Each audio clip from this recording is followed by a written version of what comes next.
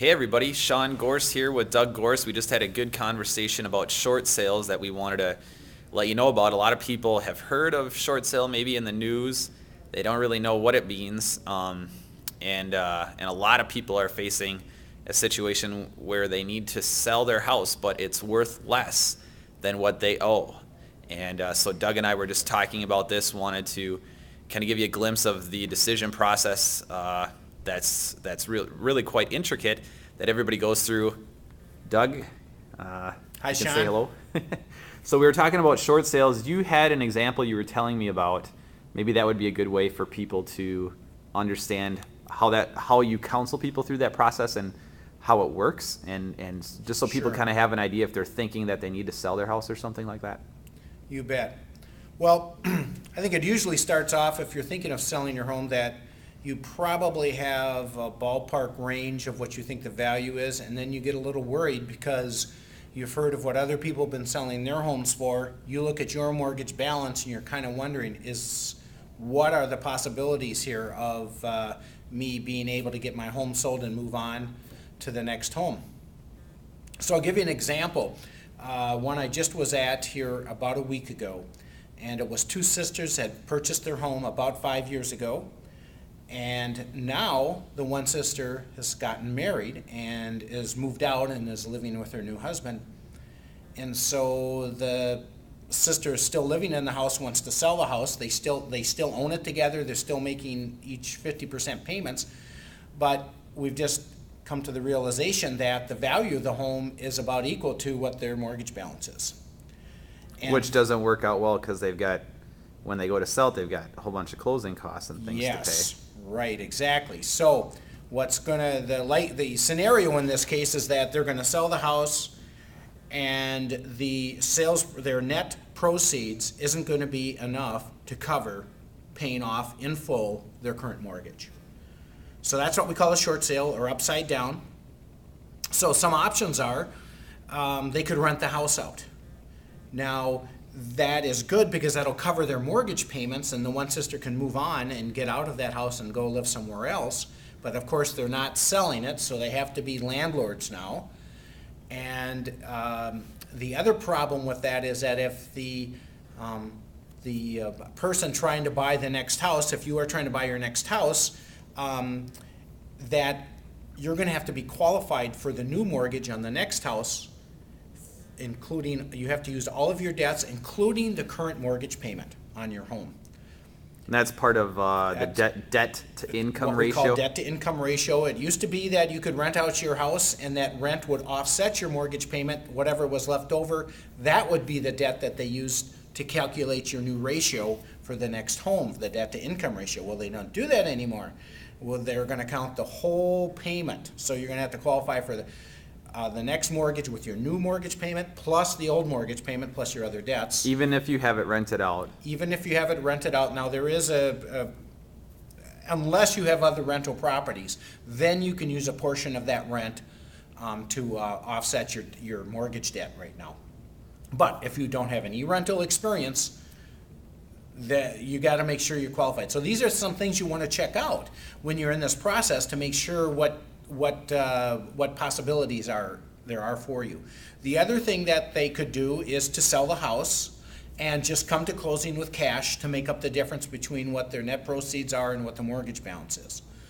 And we've sold quite a few homes that way. The people have money in a savings account or 401k, and they cash it in and they just make it even and everything's fine.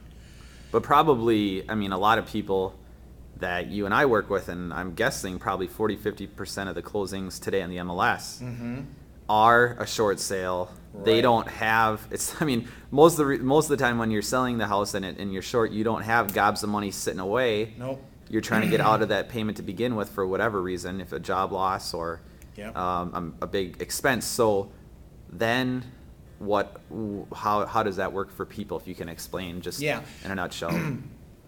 Well, a lot of people think that I have to be behind on my payments in order to try to work with the bank to get this accomplished. And the bank that you make your mortgage payments to, they want to get paid off in full, of course. Their worst case scenario, of course, is to have to take the house away from you through foreclosure process, and they don't want to do that either.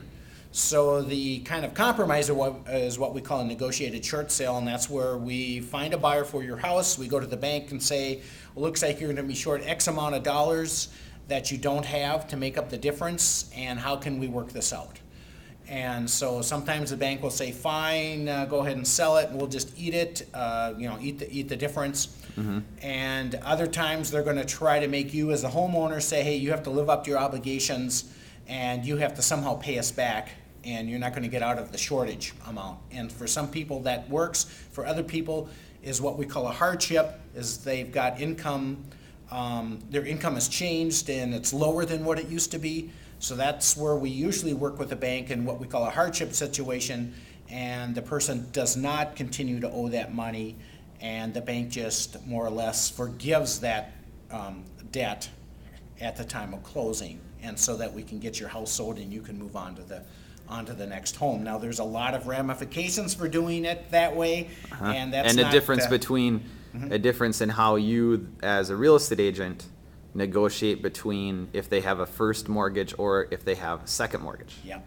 That makes a big second mortgage makes a huge difference, which a lot of people have. Anybody who didn't put, like 20% down probably has a second mortgage. And you just brought up a point that I have been telling some people, is that they aren't in problems yet. They're thinking of maybe selling in the next 6 to 12 months. And I'm telling them, maybe we should just refinance now while you still have good credit and good income, and combine those into one mortgage and try to get your payments lower. That might even help you stay in your house longer than you wanted to, because the payments are lower, or it'll be easier to qualify for the next house. So that's one option too.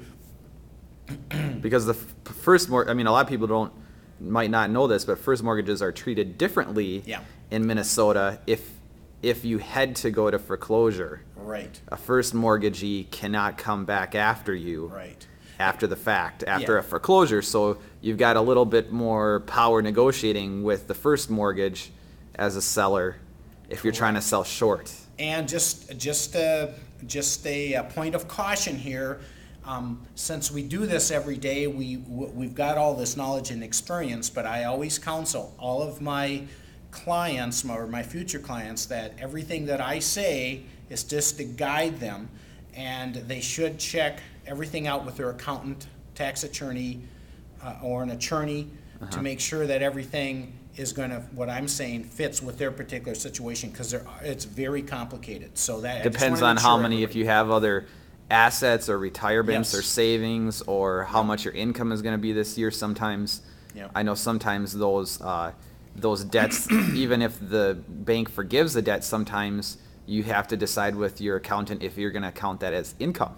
Which is really crazy what the IRS is doing there, but sometimes that is something you have to do. Yes, right? And that's something that you want to be well aware of, and don't take the advice of anybody but a professional in that field. So you're going to have to go out and get the professional advice to make sure it matches to what you have been told previously. Okay. And now, just a quick negotiating tool that we use, for example, is we just had a home that is on a septic system and a private well, and both of them need to be replaced in order for the home to be sold. And so we just talked to the bank this morning, in fact, and told them, either you, Mr. Banker, put in the new septic and the new well in this short sale situation, or if you get the house back on foreclosure, you're going to have to do it then. You're going to have to do it anyway. So that's part of what we try to negotiate. And your team does, all those types of negotiations with the banks and everything now. You're having to handle that whole process. So every case is unique, and so you need to really get good advice from not only real estate agents but other professionals. That's good, Doug. Doug, appreciate it. You bet. Okay, thanks. Thanks, everybody.